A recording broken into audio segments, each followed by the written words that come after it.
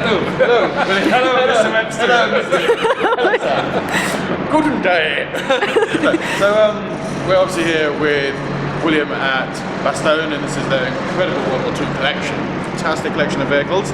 And what William's going to do is he's going to talk a little bit about what vehicles they have in here, about how they came to have them, and any problems they've had with them, and any issues or anything that's unique to the vehicles at this particular collection in this museum, rather than the general statistics, which most of you know by now. So shall we start with this one, Will? That's right here.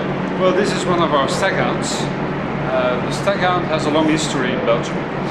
The Belgian Brigade Armoured Car Squadron used one as a command Staghound, so it means it's a fake cannon, but there were additional radio sets. After the war, we obtained quite a lot of these armoured cars from the British Army, out of dumps, like we call them. And at first they served in the Belgian cavalry and armour. They were used extensively by the first units who went to Germany.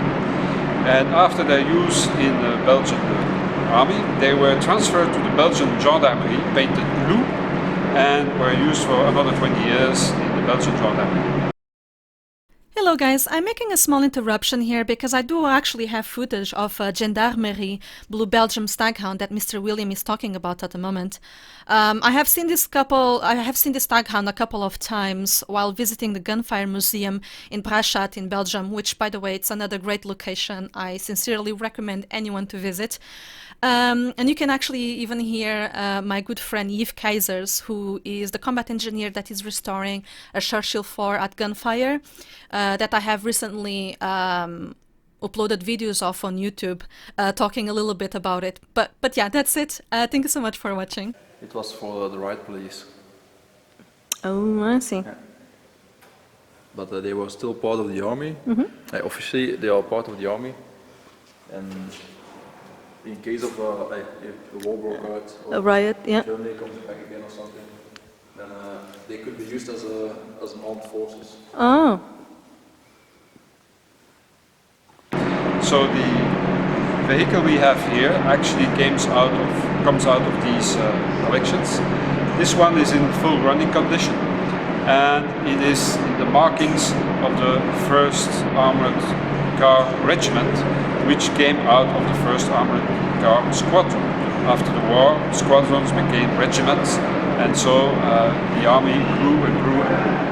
Later on, the 1st Armoured Car Regiment became the 1st Regiment of Guides, like we call it in French, the Régiment des Guides, and they only had armoured cars. Later on they went to Sherman, Patton and Leopard tanks, but this is one of the 1st armoured cars Belgian Army used. What I like about these Staghound and a few of those is it's one of those that actually have a family following name. So most of the British that you have is the Staghound, Boarhound, Bloodhound, Deerhound, Wolfhound. They remained a family name, as did the flamethrowers and self-propelled guns. And even the Americans, they used to call it like the M8 things, but even they would call it the Staghound things. And often the Americans didn't use the British colloquial terms, but that was one of those crossovers where both sides used the same terminology. So yeah, the armoured cars, the American-made armoured cars, even when used by the British, were a family tree of names, which is not so common. Well, an interesting anecdote is that these armoured cars were not well liked, actually, because the Belgian army was used to Daimler armoured cars, which were a bit smaller. This is for that time a very big vehicle. They had a few problems with it. So first, it was quite heavy, and to compensate for its heaviness, they had power steering. But in Europe, power steering was unknown. People didn't know what it was.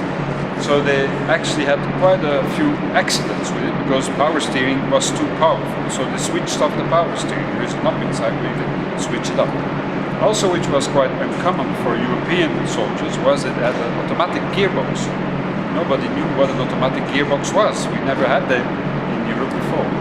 And also this twin-engined, which makes it prone to breakdowns because every engine has to be tuned perfectly with each other, because otherwise the gearbox gets berserk.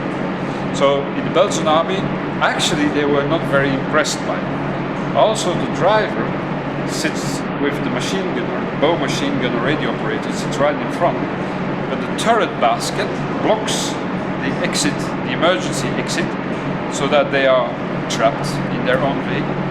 So one of these little anecdotes that Staghounds, although we could now think these were very modern vehicles by our standards, those days they were not really well liked. And the other thing about Staghounds, of course, is it's one of the few vehicles from World War II that you can still find in service today in a few countries. I believe Guatemala has a few. South America used them for a long time, all the way up to the 70s, and they eventually decided to come out with things like the Cascabel within Gessa, which was still based on the M8 hull and chassis.